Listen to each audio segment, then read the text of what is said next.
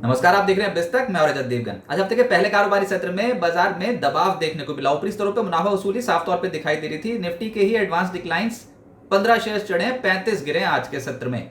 अच्छा, ये शुरुआती सत्र से ही दबाव बनना शुरू हो गया था, लेकिन कोई बहुत बड़ी बिकवाली की चपेट में नहीं आए। जब जब ऊपर जा रहे थे तब तब बिकवाली आ रही थी। आज 25,118 के लेवल पे ओपन हुए। 25,138 आज के दिन का हाई है। उसके बाद तो हमने बाजार को बिखरते ही देखा है। 25,048 ये आज के दिन का लो है। क्लोजिंग आई है 25,069 और 44 अंक क्लोज टू क्लोज साफ हो गए निफ्टी पे। निफ्टी बैंक 78 अंकों के गेंस के साथ 54,887 के लेवल पे हुआ है बंद और सेंसेक्स 118 अंकों की गिरावट के साथ 81,785 के लेवल पे हुआ है बंद।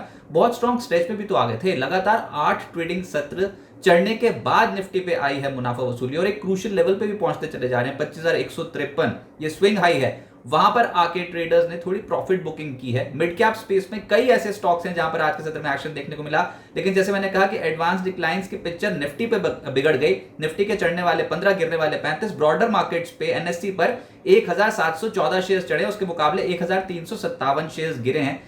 निफ्टी पर जो सबसे तेज हुआ वो था जियो फाइनेंशियल, बजाज फाइनेंस। 1% से 1.25% के आसपास ये दोनों स्टॉक्स ऊपर थे। फिर एटर्नल, अल्ट्राटेक और बजाज ऑटो जैसे स्टॉक्स में हल्के गेन्स आते हुए नजर आए। निफ्टी लूजर्स में सिप्ला नजर आएगा आपको, लगभग 0.25% नीचे आ गया। एमएनएम 1.5% नीचे। एशियन पेंट्स 1.5% ज्यादा टूट गया। श्रीराम फाइनेंस और डॉक्टर रेड्डी जैसे स्टॉक्स पे आज के सत्र पे दबाव देखने को मिला। एफएनओ गेनर्स में वोडा आइडिया 6% ऊपर, एसबीआई कार्ड्स 5% ऊपर, ट्यूब इन्वेस्टमेंट 4% चढ़ गया। एनएचपीसी और एडा जैसी जो कंपनियां, इनके स्टॉक 3.5% से 4.25% तेज हो गए। जो अभी तक नहीं चले थे पॉकेट्स, वहां पर खरीदारी हुई है। निचले स्तरों से हुई है खरीदारी, इसलिए आपको ये एनएचपीसी, एडा, एसबीआई कार्ड्स, वोड आइडिया यहां पर इतने स्ट्रॉन्ग गेन्स आते हुए नजर आए हैं क्योंकि ओवरसोल्ड टेरिटरी से पलटे हैं।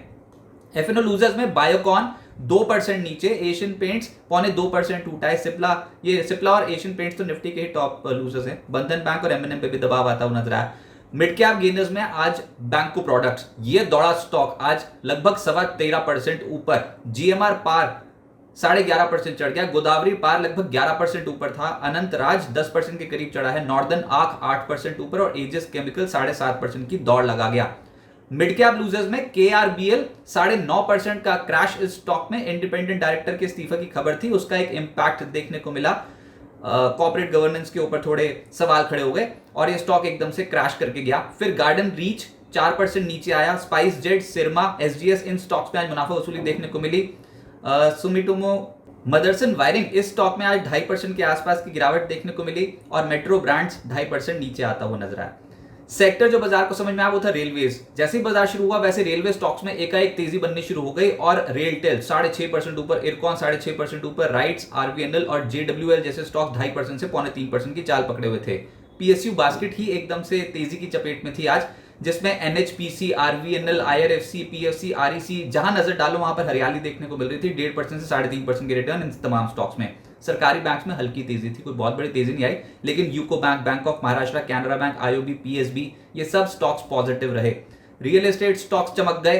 अनंत राज सबसे तेज चढ़ा है 10%। फिर प्रेस्टीज एस्टेट 3.5% ऊपर, ब्रिगेड 2.5% चढ़ा है। डीएलएफ, ओब्रो रियल्टी 2.25% से 2.5% ऊपर हुए हैं बंद। जो नहीं चली पॉकेट्स वो थे आईटी और फार्मा। आईटी स्टॉक्स में आज इंफोसिस, परसिस्टेंट, टीसीएस, इन स्टॉक्स में गिरावट देखने को मिली। हैवीवेट्स में टीसीएस और इंफोसिस आधे फीसदी से 1% नीचे आ गए। कोफोर्ज भी हल्का ही रहा ये स्टॉक, लेकिन जो चढ़ा है वो है एम्फोसिस 1% ऊपर। फार्मा स्टॉक्स आज सिप्ला 0.2% नीचे, बायोकॉन 1.5% नीचे, Glenmark, doctor Reddy's, Torrent pharma 1% से 1.5% नीचे आ गए। तो बहुत बिखरा हुआ मार्केट था। कोई ऐसी पॉकेट ही नहीं नजर आ रही थी जहां पर बहुत ही एक्सपोनेंशियल राइज स्टॉक में आता हुआ नजर आया। हाँ, रियल एस्टेट एक ऐसी पॉकेट थी जहां पर आज अच्छा प्रदर्शन किया है स्टॉक्स ने, लेकिन ओवरऑल मार्केट का आज स्ट्रक्चर देखें तो कहीं पर खुशी कहीं गम, इस तरीके की मार्केट देखने को मिल रही थी। अब आगे क्या होगा? बाजार में ऊपरी स्तरों पे मुनाफा वसूली देखने को मिल रही है, साफ तौर पे पता लग रहा है। और 8 ट्रेडिंग सत्र लगातार निफ्टी चढ़ा, उसके बाद आई है मुनाफा वसूली। निफ्टी पर 25,153 बहुत इंपॉर्टेंट एक रेजिस्टेंस है। ये स्विंग हाई लेवल है और इसको काटकर ही ऊपर जाने पर ही एकदम से तेजी बनती हुई नजर आएगी। टिल दैट पॉइंट बाजार थोड़े हिचकोले खाता हुआ नजर आएगा। कल निफ्टी की वीकली एक्सपायरी भी है मंगलवार के दिन। बाजार सीमित दायरे में ही ट्रेड करेगा, अभी ऐसा लग रहा है। और आज भी तो देखो, पिछले सत्र का शुक्रवार का हाई कहां क्रॉस कर पाया आप? इंडेक्स नहीं, अभी फिलहाल निफ्टी बैंक पे उतनी शक्ति नहीं नजर आती। मिड कैप स्टॉक्स पे एक्शन ज्यादा देखने को मिलेगा, और वो भी जब जब डिप आएगा ना तब आएगी खरीदारी। एकदम से लपक के खरीदने वाली मार्केट तो है भी नहीं, और जो पोजीशन है वो ठीक है। इंट्राडे में जब जब लपक के खरीदेंगे तब तब लेने के देने पड़ जाएंगे, निश्चित रूप पे खरीदेंगे तो ज्यादा बेहतर, सपोर्ट लेवल्स के आसपास। अच्छा, जब बाजार बंद होने वाला था जिससे पहले एक खबर निकल के आई कि यूएस का ट्रेड डेलीगेशन भारत आ सकता है।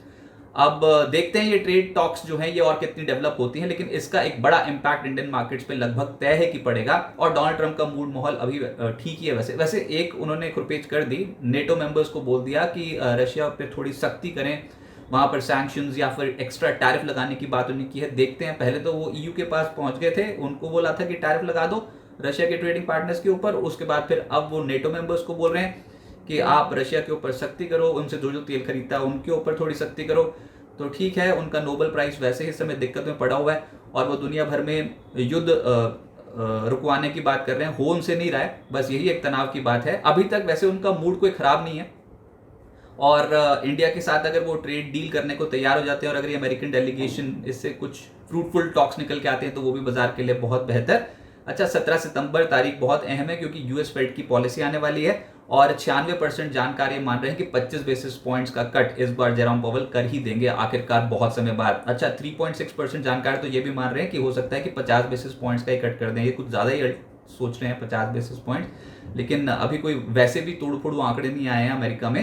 हाँ, पर उनके जो जॉब रिपोर्ट आई थी ना उससे साफ तौर पे अंदेशा लग रहा है कि इस समय दिक्कत में है अमेरिकन इकोनॉमी, और रेट कट की डिमांड जो है वो डोनाल्ड ट्रंप बहुत बार जेरोम पावेल से कर चुके हैं। तो देखते हैं इस बार क्या वो उनको नाराज करते हैं या फिर एटलीस्ट 25 बेसिस पॉइंट्स का रेट कट कर देते हैं कि नहीं। निफ्टी के सपोर्ट लेवल्स हमने कोई बदलाव ज्यादा नहीं किया, 24,970 24,900 ये इंपॉर्टेंट जोन है निफ्टी का, जहां पर अगर आए तो वहां से हो सकता है कि पुल बैक बनता हुआ नजर आए। हाँ, 24,900 के नीचे जो अगर चले गए तो फिर दबाव जो है और तनाव जो है वो बढ़ता हुआ नजर आएगा टिल दैट पॉइंट। सो के और ऊपर हायर साइड पे अभी तक आप 25,153 नहीं तोड़ रहे हो, और 25,245 तो अल्टीमेट रेजिस्टेंस है ही। तो बाजार थोड़े हिचकोले खाता हुआ नजर आएगा। एक अच्छे स्ट्रेच के बाद एक और अब ट्रिगर का इंतजार है, या तो वो यूएस फेड पॉलिसी के रूप में आ जाए या फिर वो यूएस और इंडिया के ट्रेड डील के रूप में आ जाए। लेकिन अभी बाजार कल वीकली एक्सपायरी के चलते हो सकता है एक रेंज बाउंड मूवमेंट देखने को मिले। अगर तो 25,153 के ऊपर निकल गए तो गदर हो जाएगा, नहीं तो फिर ऑप्शन राइटर्स डोमिनेट करते हुए नजर आएंगे कल के सत्र में।